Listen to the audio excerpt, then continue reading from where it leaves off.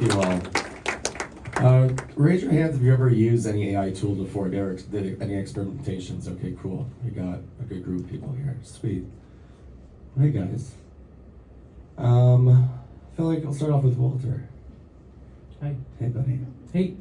So it's pretty amazing. I mean, like, what? It was 11 years ago. Your first short film, Noah, won Best Canadian Short here at TIFF, right? Correct. And now you're back helping educate audiences about this new AI. I guess, like, tell me, what, besides, obviously you have access to the research project Sora, and you probably use a number of different type of tools. But I guess, like, talk about, like, how these type of tools have been changing your creative process. So our short film was called Noah. We made it at TMU, and it was one of the first films that was set entirely on a computer screen. If you've watched films like Searching and Missing, those types of films, it was like kind of the first of that genre. It's great. Thank you. And I remember talking to my professor saying, we're going to make this film and it's going to be all on a computer screen. And she was this lovely Belgian lady, and she just said, Walter, that is not cinema. And I go, like, why? Film student. She's like, because computer screens are ugly and they are not cinema. And I know what she meant. Computer screens can be very ugly and like can be very non-cinematic. And I think they approved us because ours had like a $200 budget and everyone else had like a much higher budget. And finally we showed the film. It did really well at the Ryerson Film Festival, and she came up to me and she went, that was cinema. And she bought me a drink, and that was very nice of her. But I think that inherently there's always this sort of like fear, of the new thing. And Marshall McLuhan, actually, who was in these hallowed halls, said that the new medium always looks like the old medium for the start of it. So when we watch these films, they kind of still look like films in like a conventional way. And I think what's really interesting for me is not trying to emulate cinema as it exists currently. I think what's really interesting for me is like, what is the next thing? Because like, if you look at all the films from like the 30s, they look like plays, because that's what they knew. And I think now when I was looking at your project with The Crow, that's just like this whole video game kind of like new cinematic experience. That for me, those are the elements that I think are really interesting. And I think that there's still tons of room to go watch IMAX 35 millimeter classic films, but I think really for me what's interesting is like, what is the next kind of version of that? How do you respect the old but still try to reach for something new? And I think that that's for me what's changed the most, is just trying to think of something new. Look at my dad's old painting and just see it in a different way, or look at a story and invest myself in it. So that's a long-winded answer, but hopefully it made some sense. Definitely. I feel like now we're seeing more movies become like games and games become more like movies, and I feel like the project that you guys are working on together is pretty it's on that pathway of like expanding a narrative, and I feel like we'd like to talk more about like how you guys came together to work on this project. Well, I can start with that and then I'll hand it to you. So I am actually a computer scientist and became a machine learning professor about 20 years ago, and then started building products for people. So probably the one most of you would know is Bitly, like short links on social media. That was you? Yeah. Thank you. You're welcome.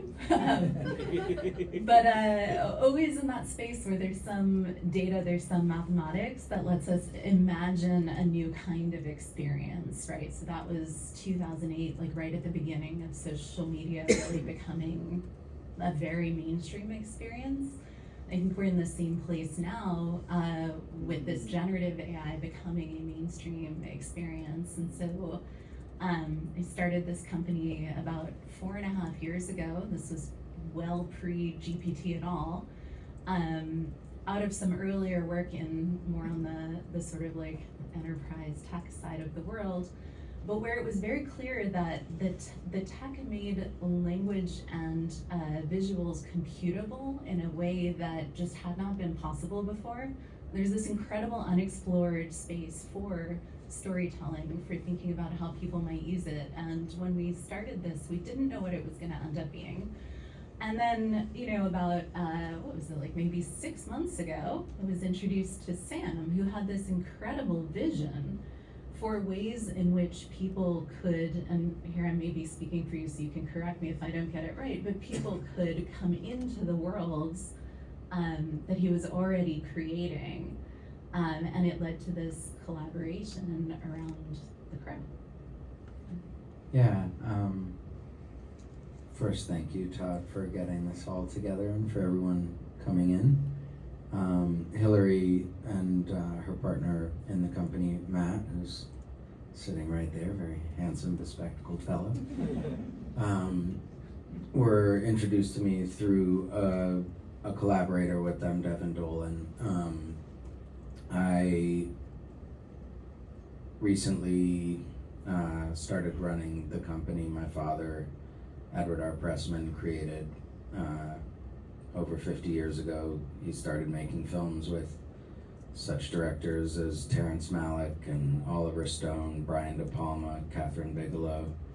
Has made a number of 3 films with Canadian director Mary Herron, including American Psycho and Dollyland, which was here at TIFF 2 years ago.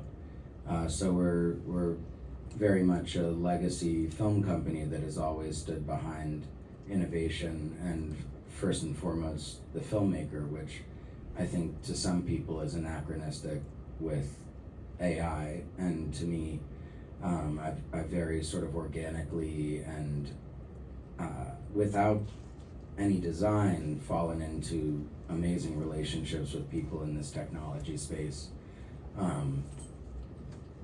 I'd say there were a few key collaborators that I started working with in the AI space.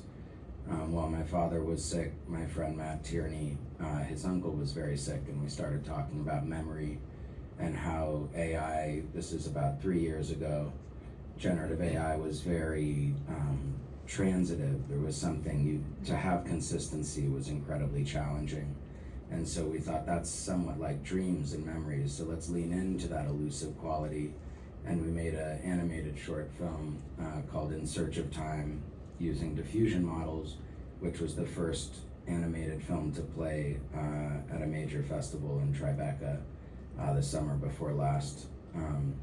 And in that example, just from the time we were accepted into the festival to the time we showed, the technology had evolved so much that we remade the entire movie with the same, core intentions.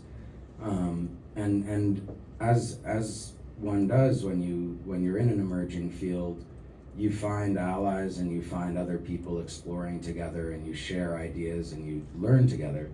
And right at that same time, Matt and I were talking about how do we promote Dollyland. And sorry, I'm going on a long rant. I didn't get to show a little video, so I'm just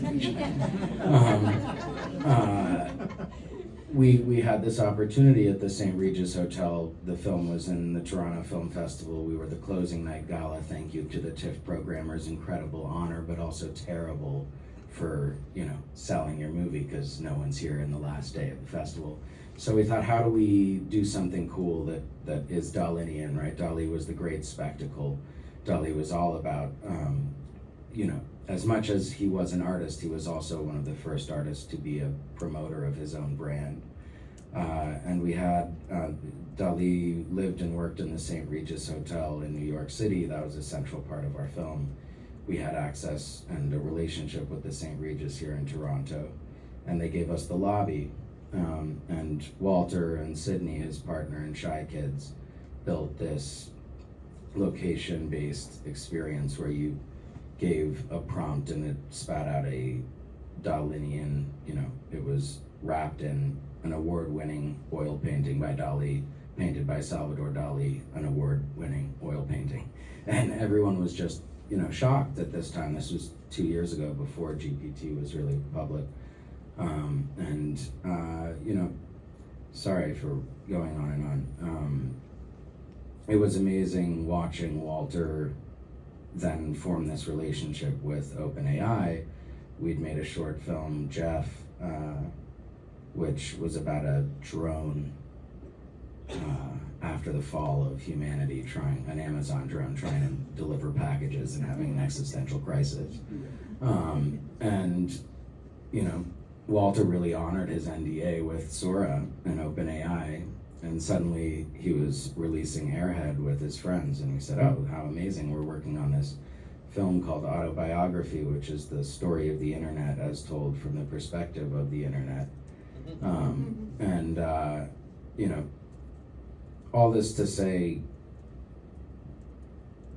this conversation of how to explore story and narrative from outside the box. As we were preparing to release The Crow, which just came out 2 weeks ago, to a challenging response. In the lead up to it, I lived with this film my whole life. My father produced the original film, and tragedy struck that film, and it was the first time I saw my father cry. So I understood the importance of the film and the graphic novel to a whole legion of fans. And so in our heads within the company, Paula, our COO, is sitting here, amazing human. We thought to ourselves, how do we satisfy the core audience, right? If the film is something new and it is to be respected and appreciated as its own work of art, how do we build something that is for the fans, that connects to the story world, and started thinking about who's out there that's playing with large language models, and was blown away when I met Hillary and Matt at Hidden Door, first and foremost because they're thinking 3, 4, 5, 10 years into the future. They're thinking about how story and IP are going to have this interoperability, and we're going to be able to explore a story and place ourselves in it, that intention of seeing story as something that we get to interact with is in some ways anti-cinematic, right? Movies have always been this monolithic screen that speaks to us, and we get lost in a collective dream. But when you think about video games and the way we interact with the screen on the internet, it's very much first person dictated. So I'm hopeful that this type of experience is actually communal. One of the cool things about Hidden Door is you can operate or play it with multiple users simultaneously. So you're like playing a Dungeons and Dragons RPG with others virtually. And yeah, I've been talking for too long. I'm going to pass. Thanks. I love your team. We love you too. And I would love to build on that, just to say, I think it is very much what Walter said. It is asking the questions around what does this technology now make possible for us that extends our experience? And it has been meeting people who ask those questions. I don't think we have the answers yet, but we're in the moment where we can ask those questions and start to imagine it. And I imagine that's why many of you are here today. Nick, let's get into your world. Sure. So you were able to produce the first large brand, first large brand commercial utilizing Sora, right? Toys R Us. Was that one of the first projects you worked on when you worked with Sora, or how to walk through like some early experimentation utilizing products like, or projects like Sora? Well, I will say that, much like Walter, we had just become friends of Open through a series of projects we did for them, other types of brand storytelling, much more traditional ones. I also, Joey was mentioning the documentary thing. One little side note, working with some of the AI tools does take me back to documentary days in some ways, because you have to create so much stuff and 95% of what you create does end up on the cutting room floor, and that's a lot like shooting documentary and creating that. But I think when they extended the invite to be part of the alpha testing group for Sora, my thought was, okay, that's awesome, absolutely, but let me also, I'm a brand guy, even though I come from entertainment and storytelling. In my past, I've done a lot of main title sequences. A notable one is Narcos. A lot of TV show intros where He did the Narcos intro. That deserves a round of applause. That's like the best intro ever. I think the cool thing about intros is you get to look at the theme of a whole series and you condense it down into a minute or half a minute or whatever, and you're so you're distilling stories, themes, but you also get to do it in an artful way, which is really fun. But most of my day now is spent telling brand stories, and so I kind of always knew I wanted to play around with Sora for brand storytelling. And the Toys R Us thing came about in a very kind of natural way of honestly just part of a community. And Siri's really interested in what just part of a brand storytelling community, and thinking about what is a nice test project to honestly just test out what this would look like. And that's how we came up with that. So it was this story, the origin story of Charles Lazarus and Jeffrey the Giraffe and where it all came from, and it just seemed like the right story to try out. A lot of learnings, trials and tribulations. It was also, again, talking about the speed of the technology. That was all text to video, right? So there was no image or video input. It was literally just text. So you're having to describe in great detail, every single thing you see, which, all of you that are playing around with the tools know what that's like.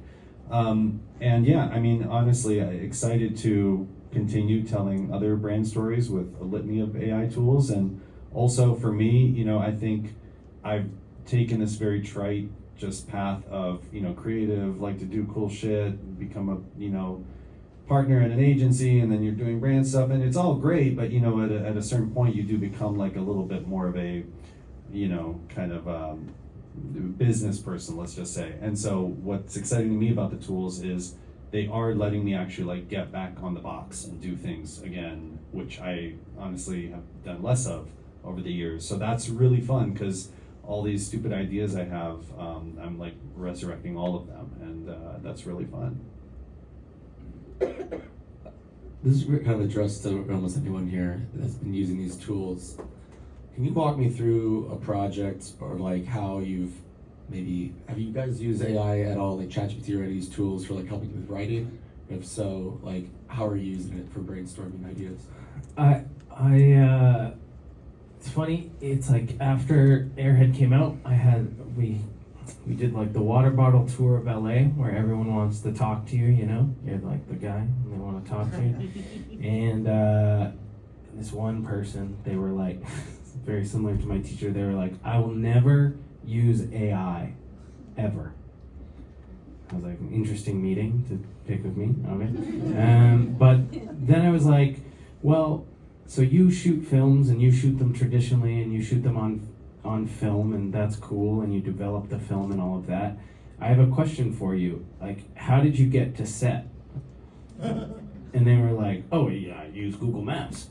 And I was oh, okay. And how did you figure out that was one of the sets that you were gonna do? Oh, well, we went on setscouter.com and so I was okay, so you can accept the internet in all these different ways, but just not for filmmaking at all. And I think that kind of opened their mind to thinking that AI doesn't have to be this one thing. I think that actually the reason that something like Airhead, if it is successful to you at all, it's because that was a song that we wrote on a real piano, and that voiceover was our editor, Patrick Cederberg. It was his voice. And I think that we have this tendency where it's let's make it all AI, and every single part of the process is going to be AI. And I actually think that that's not as interesting as picking and choosing, in the same way that we use CGI. I don't find it dreadfully interesting to go watch CGI spectacles. However, most films that you've watched have CGI. Forrest Gump has CGI. And so I think that it's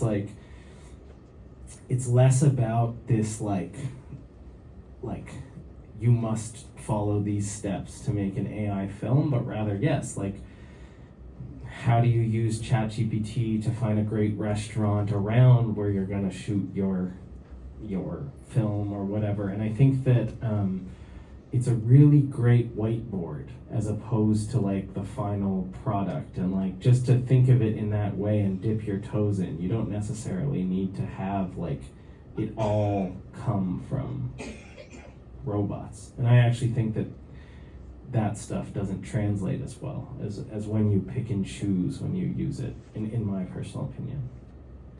Yes, we must stare into the abyss. There is something. I was feeding the machine with albino crocodiles and trying to make a film in the style of Werner Herzog. Of course, it was doomed to fail. This crazy. See, that was not AI. That was like a real voice. Are you sure? Yes. We've been working on a film called About a Hero that these mad Polish, Danish filmmakers approached us with, knowing that I was a complete Herzog obsessive. And they trained a large language model named Caspar to ingest all of Werner Herzog's books and scripts. And Werner actually really did say, yeah, go ahead, you can do it. Feed it all the albino crocodiles you want, you're gonna fail. But go ahead. And so Caspar wrote a murder mystery documentary in the style of Werner Herzog that veers into the surreal fiction of man and machine merging. And it's an example of the tension and conflict and constructive process of collaborating with a machine, because the filmmaker very much made it a movie in conflict with how terrible the writing of the large language model was, right? And we worked with all these local German actors, but also, you know, Stephen Fry and Vicky Creeps to give a voice to these fractured sentences attempting to speak about a man who died by merging with a machine. So, you know, I think that it's really a what everyone's saying, the tools of machine learning are really in the hands of the human. We have to translate it and make it something artful. That in the documentary you showed, Todd, you know, everybody repeatedly is saying this is a utility that we have to kind of dance with in order to make something meaningful.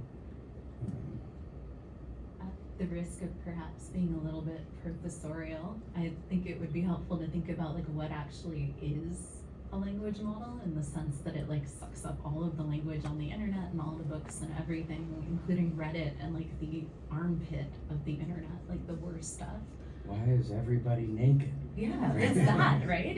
It's like, you know, the male gaze, you know, and it is Putting glue in pizza to make it less. exactly, right? But it is taking all of that language, making a compressed representation of the relationships between bits of language, and then outputting aspirationally the median of what it has seen before. And by that, I mean, it has no judgment, it has no opinion, it has no taste. To Walter's point again, and to Sam's point, it does not have that vision, but it is a tool for being able to access and model those things. And so if someone who is opinionated, who is creative, can come along and use that tool, you can create something really special. But the tool itself, like it has no opinion itself. It is just math and representations of relationships, which do have problems too. Like they magnify the bias. Like if we were to go in and put in like, what does a TIFF audience look like to Mid-Journey, we're gonna get a bunch of dudes, I'm sure. And that is not who is here in the room, right? So yeah, it is unopinionated. That doesn't make it useless. Do you think, like, you know, we're in the early, you know, conception of utilizing these tools? you think that there's going to be, there's new platforms coming out there just about Gen AI filmmaking? There's like Escape AI and a few others. Do you really think that, moving forward, that people will disclose that, hey, AI was used in said film? Maybe similar to where it's like, we kind of moved away from traditional, using raw film, celluloid. They're all mostly digital. Do you think that there's going to be a certain type of like line in the sand where it's like the traditional, auteurs are going to be, no technology at all being used, and then you have this far right side where it's like all AI, like from script, from like ideation to distribution? Do you think there's going to be some distinctions or like genres where like you go on YouTube or Netflix and just like there's like a tab that just talks about Gen AI films, or you think it's doesn't matter? Yeah, I mean, like, I don't like extremists, in any form ever. I think that Guillermo del Toro said something amazing at the Oscars like a year ago, that animated films are films. And I think that this idea that AI films are in some sort of separate category, to me, is like a really negative way to think about things. I think the same is true as CGI films or anything like that. I think it's a really negative zone to think of things. I think that what we really need to ask as we have more access to greater technologies is, what is the story that you want to tell? And everyone has a phone in their pocket, probably. Not everyone's a photographer, but everyone has a camera. And so what makes a photographer? That's like the question that you need to ask. And why are you using AI is the question you need to ask. Not just, I want to use it, it's new, let's do it. But why? Why is that important for your story?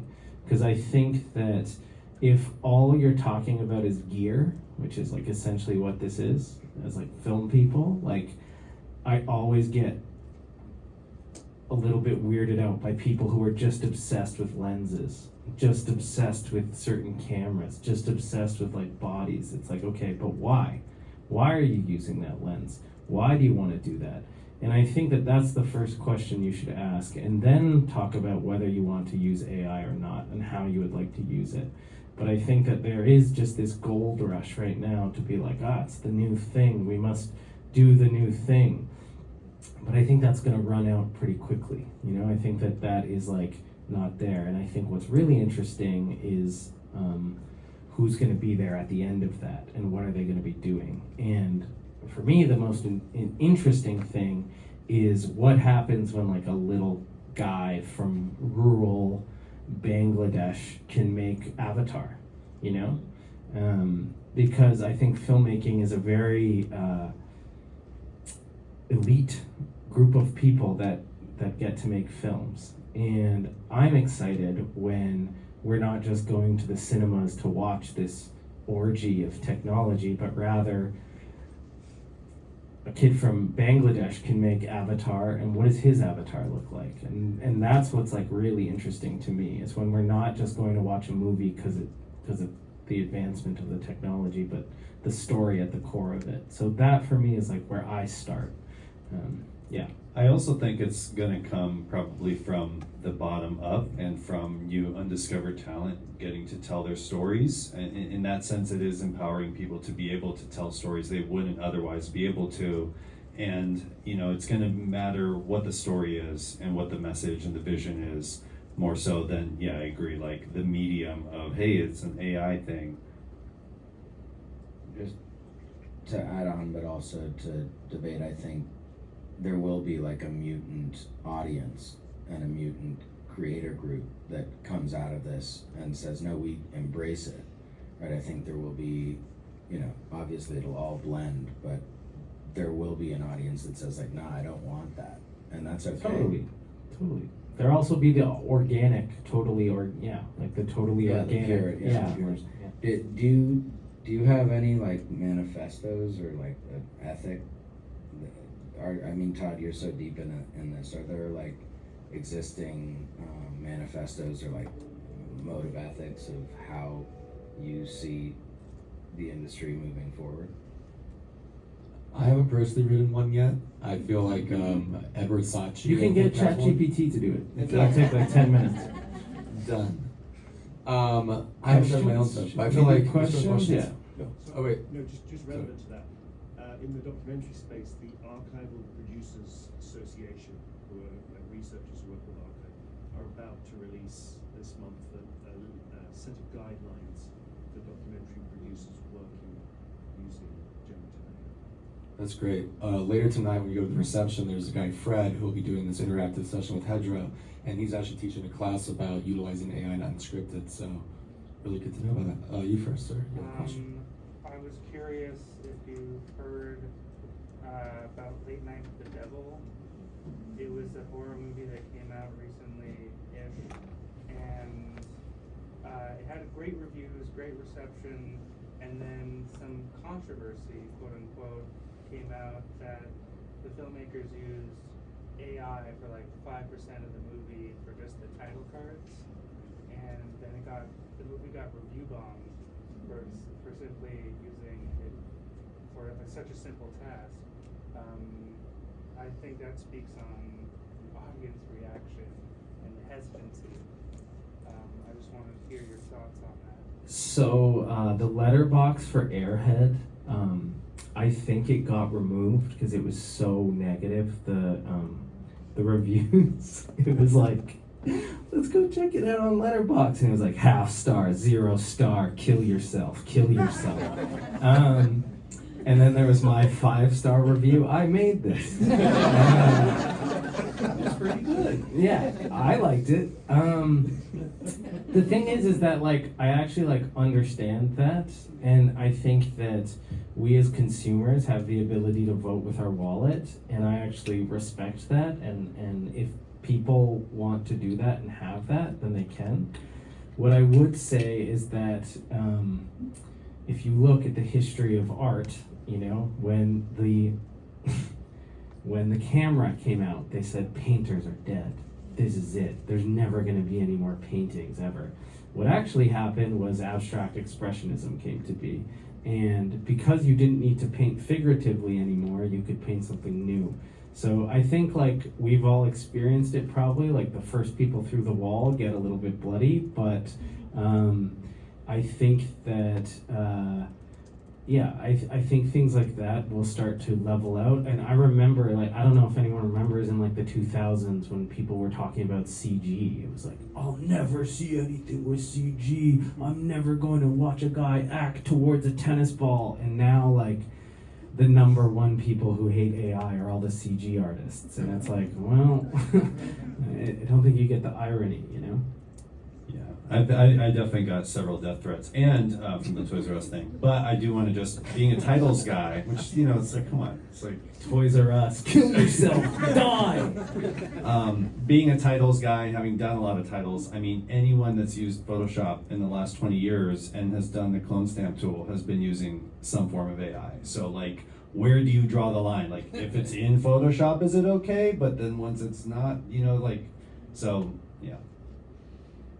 So I actually wrote a book called Data Ethics with DJ, who was President Obama's chief data scientist, and it's very, very short and it's free. And we wrote it as a tool for people who are like hands-on keyboard, who are asking these ethical questions around machine learning, because it can very easily scale harms. And there is a valid question in this, because AI models today have been created largely by taking all of the images on the internet, all of the text on the internet with no attribution, no provenance, and using them to create something that is now being positioned to compete with the people who created that underlying data. And we should acknowledge that and say, like, that's where a lot of this comes from. At the same time, like, AI ethics is business ethics. Those of us who create businesses have an opportunity to choose how we build our models, from the math all the way up to the, you know, sort of human-facing business model. And we're in that moment of a question, right? And it's creating this horror, like, no one should get death threats for making, you know, a movie. Like, that's awful. Well, the part of the reason why we made that like making of video was to like show people, hey, there's still people behind this, because I think because things haven't been released, it can be anything, right? It can be this kind of anything. So we showed them that, and then when we show them that, they go, "It was all done by people. It's like Yes. you can't win. It's like there's no like winning." There's no win, but maybe there's no losing either. Like maybe we're just in this messy moment where like I think it is very important to acknowledge those criticisms and the ethical issues and particularly look at how the industry works and how the business works, because that's where a lot of this comes from. But then to say what would be better, like what is the world we actually want to live in? How do we build those models? Because the math is not evil. Like trust me, it's linear algebra. It's like very straightforward and kind of boring. That sounds pretty Like, evil. It is not evil. Yeah, it's what we do at Tell us about your middle school math teachers. She said that was not math. One quick point, people should look up Project 2030 that's happening in Hollywood right now. They're trying to develop a workflow, an ethical workflow for AI use. So if you're interested in some of that conversation, it's an important part because people are worried about job displacement. My question is, if you were just, say, 19 years old or talking to a 19-year-old, would you tell them to learn how to be a good screenwriter right now or how to be a good prompter? I would say a good storyteller first. And I would highly encourage using all the tools. Like I wish I had this stuff when I was 19 or 13. I mean, you can like make all the mistakes you want kind of in your own comfort. And I think as long as you know how to tell a story, that's at the heart of everything. The greatest thing, again, Herda, who is my teacher, who taught in film school, first year, first project, was shooting on a Bolex. And on film, editing on film, actually splicing it, cutting it, taping it together, and making this like stupid little film. But then you realize why the logo on Premiere is a razor blade to cut things. And I think that I would first teach them how to be a screenwriter, because I think if you can be good at that, then you can be good at all the advanced stuff. I think what film schools should be focusing on is the basics and learning how to do things in the right way. Because for me, when I look at that zombie movie, they broke the axis in the shots. That's a sin. Where I'm from, that's like a sin. And if you checked out for some part of that zombie movie, it might be because they broke the axis. Not that it's a bad film, just that there's levels to go. And if you don't learn the basics of why one shot plus one shot equals something else, I think that it's pointless. It doesn't matter how advanced you can get, you need to learn that first. So I'm like a big basics person because we're wired to like think this way. Then you can color outside the lines, but I would say that you can't prompt if you don't know how to script write, in my opinion. I'd go back to Werner Herzog and say read, right? He always is saying, don't go to film school, read books, work as a doorman at a strip club, work in a garbage factory, live your life, go fucking insane and run TVs across the Mexican-American border. That's what he That's did. not you know? personal. That Yeah. sounds like a very That's all Vernal, yeah, the Vernal. Yeah. Sure. I'm pretty excited about everything. Like it was mentioned earlier, that it seems like it's empowering people. It seems like I don't know how to do CGI, but now I can make my own film. So what I find really interesting is that over the years, I think that's what we're struggling with in spiritual health or mental health, which is a trap. The quality of spirit as you're creating, there's something that enlivens in me or everyone that I talk to that's doing it. The creative spirit becomes super alive. There's no more writer's block, right? Because it'll write it for me. But there isn't. I don't agree with that. I would say that you're still going to hit walls. You're always going to hit walls. It's not going to do what you want. It's not going to be exactly the way you wanted.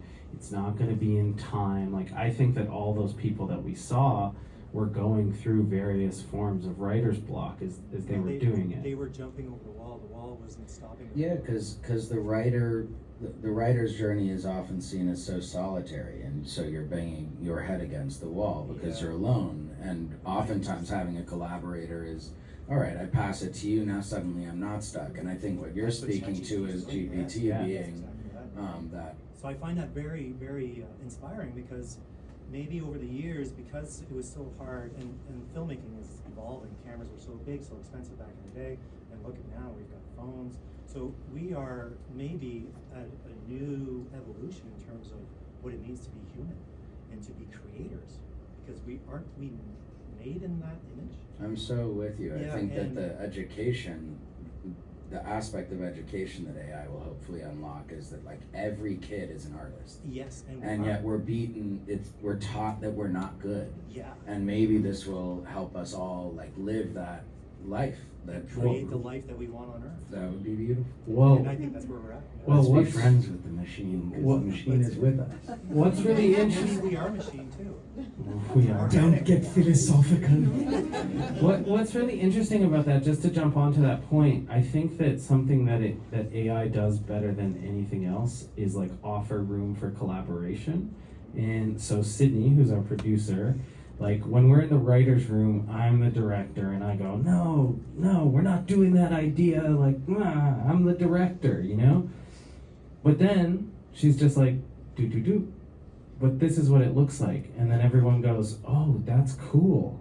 And that ego and that structure of like, no, it's my vision and it has to be because we only have a certain amount of time, the writer's room opens up so much. And I think for me, as a person who's often a domineering voice, it's really, you get to take the seat back on that and people can show what's inside of their brain. And like, one other thing, just to add on to that, I get like LinkedIn messages from people who are paraplegics who are like, hey, I could have never been on a film set, now I think I can make movies.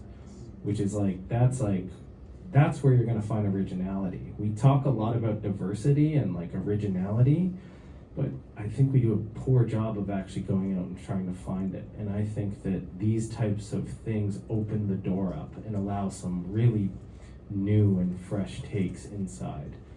So that's what excites me as well. Yeah. For Walter. So my question would be, so seeing the evolution of filmmaking, what's the future filmmaker, what does it look like using all these tools for you? I think it's smaller teams where you're gonna have just a smaller, more compact team as opposed to this big ballooning team. And instead of spending $100 million on one movie, I think you're going to spend $1 million on 100 movies. That's my thought. This one first. I'm just curious, do you guys see a world where like your game The Crow, instead of it just being like word prompts, like you kind of essentially would be making, anyone could have their own movie how they wanted it kind of thing? Sure. Like Yes. the future?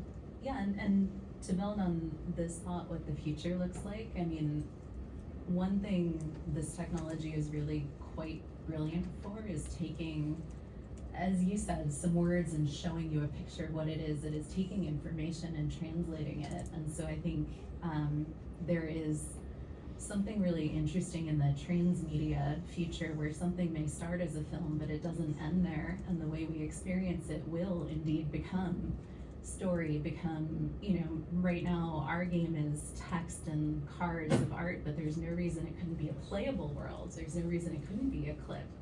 And that's something that the person playing might be able to choose as well. Like, how did they want to experience that story? Are they a visual person? Are they, they want to see it in 5 dimensions, whatever makes them happy, right?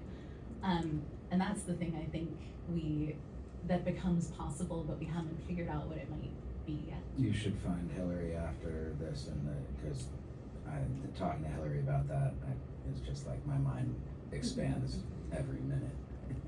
All right, we got 2 more questions and then we'll go party. So, full disclosure, I know some of these guys and big proponent of generative AI.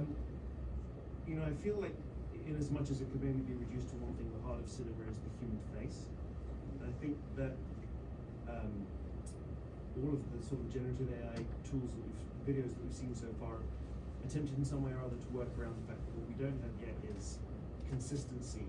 If you say a 30-year-old man with blonde hair walks out of a shop door and then you make another shot it's not the same guy, and everybody's working around the fact that it's can't be the same guy. But it can't be that far away from that. So my question is, once it does cross that bridge, which I think will be a real inflection point for film, that's where you're at the point where the job potentially being lost is that the actor, which is a purely human job, it doesn't involve any of the other things. And I think that's going to have a very, very big effect on the public psyche. And when the kid in Bangladesh can make, not Avatar, but can make something like Closer, or can make a kitchen sink drama with actors, what appears to be actors who are fully human and consistent. We already know the voice tools are there. My question is, how far away do you think we are from that? How different would your projects have been if you had that right now? And how do you feel about the fact that we are going to a future where we are going to have that? I hope we're extremely far away from that future. My partner's an actor. I love actors. That's what I do, is I direct actors. And I think that it would be an absolute travesty to lose actors. And I think that there's a script where that exists, and that would be totally appropriate. There's a script where it all being unreal people is beneficial for the project. But for me, I didn't get into this to work with less of my friends. I got into it to work with all of my friends, and hopefully that all of them can have a living. So I think that acting will change in the same way as like a motion capture suit is very different from Humphrey Bogart.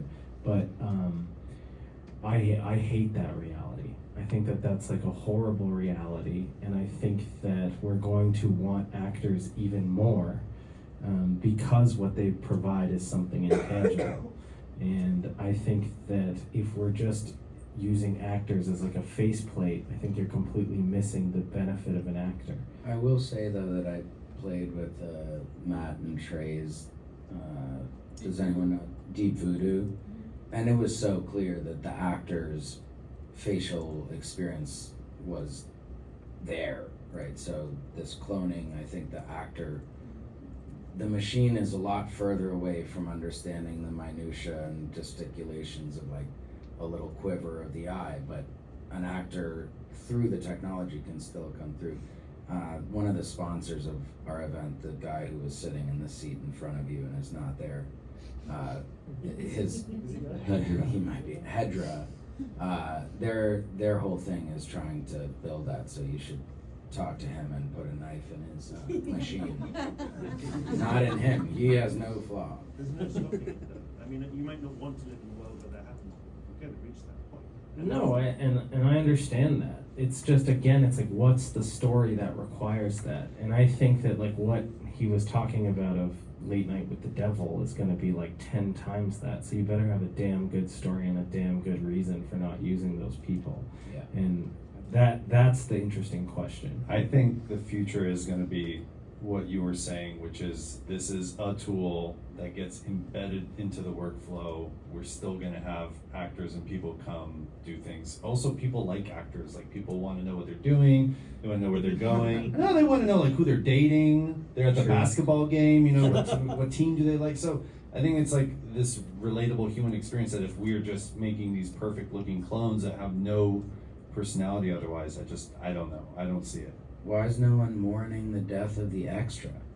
There used to be like thousands of extras on Lawrence of Arabia or what, you know. Now, go back to silent film and you had Intolerance.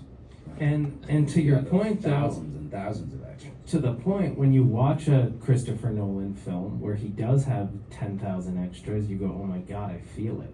Sure that. And that's why you do it, is because you feel it. And yeah, we can't stop that. That's the whole beauty of the whole thing.